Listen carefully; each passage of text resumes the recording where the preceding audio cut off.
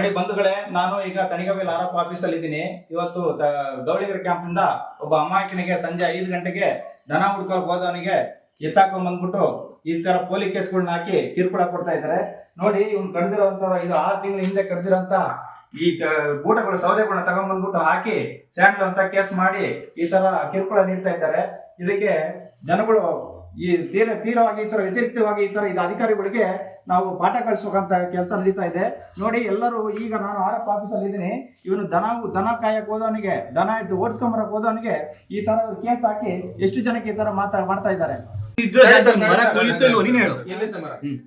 ಮರ ನಾನು ಹೋಗಿರೋ ದಾರಿಯಿಂದ ಮೇಲ್ಗಡೆಗೆ ಮರ ಇತ್ತು ಕುಯ್ದಿರೋದು. ನನಗೇನ್ ಗೊತ್ತಿರಲ್ಲ ಸರ್ ಅಲ್ಲಿ ಮರ ಕುಯ್ದಿದ್ದಾರೆ ಅಂತ.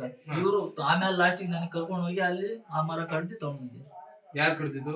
ನನ್ ಕೈಯಲ್ಲಿ ಕಡಿಸಿ ಆ ಮರದ ಪೀಸ್ ತಂದಿದ್ದಾರೆ. ಯಾರೋ ಕುಯ್ದಿರೋದ್ ಮರ, ಹಳೆ ಮರ. ಇವ್ರ ಕಡಿ ಅಂದ್ರ ಆಲ್ರೆಡಿ ಪೀಸ್ ಆಗಿತ್ತು. ಆಲ್ರೆಡಿ ಪೀಸ್ ಮಾಡಿದ್ದವನು ಹಳೆ ಪೀಸ್ ಆಗಿದೆ. ಕುಯ್ದಿರೋ ಮರ ಇತ್ತಲ್ಲ, ಅದ್ರಲ್ಲಿ ಮೇಲ್ಗಡೆ ಇರೋ ಪೀಸ್ ಕಡ್ದಿ ನನ್ ಕೈಯಲ್ಲೇ ತಗೊಂಡ್ ಬಂದಿದ್ದಾರೆ. ಇವರೇ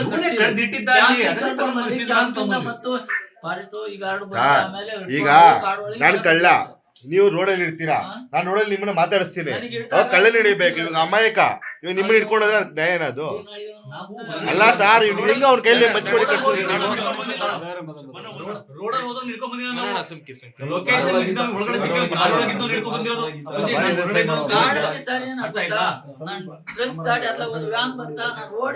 ಬಂದೆ, ವಾಪಸ್ ಬಂದೆ.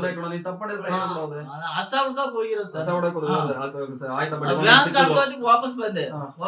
ಟ್ರಂಚ್ ಅಲ್ಲಿ ಬಂದು ಇವ್ರು ಕಿರಣ ಮತ್ತೆ ಟ್ರಂಚ್ ಹತ್ರ ಹೋದ್ರೆ ಸರಿ ಆಯ್ತು. ಮರ ಇರೋದು ಹಾಕಿರ್ಬೋದೆ. ಮರ ಇರೋದ ನಾನು ಹೋಗಿರ್ಲ ಅವಾಗ.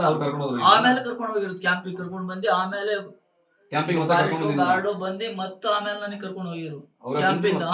ಅಲ್ಲ ಮಾನಿ ಸ್ಪಾಟ್ ಇಂದ ಮತ್ತೆ ಕ್ಯಾಂಪಿಗೆ ಕರ್ಕೊಂಡು ಬಂದ್ರು. ಇವ್ರನ್ನ ಹಿಡ್ಕೊಂಡು ಕ್ಯಾಂಪಿಗೆ ಕರ್ಕೊಂಡು ಬಂದ್ರು. ಆಮೇಲೆ ಕ್ಯಾಂಪಿಂದ ಸುಮ್ಕೆ ಕಾಡಿಗೆ ಮತ್ತೆ ನೋಡಿ ಮತ್ತೆ ನಿನ್ ಕೈಲಿ ಕಳ್ಸಿ ಒಂದು ಫೋಟೋ ತಗೊಂಡ್ರು.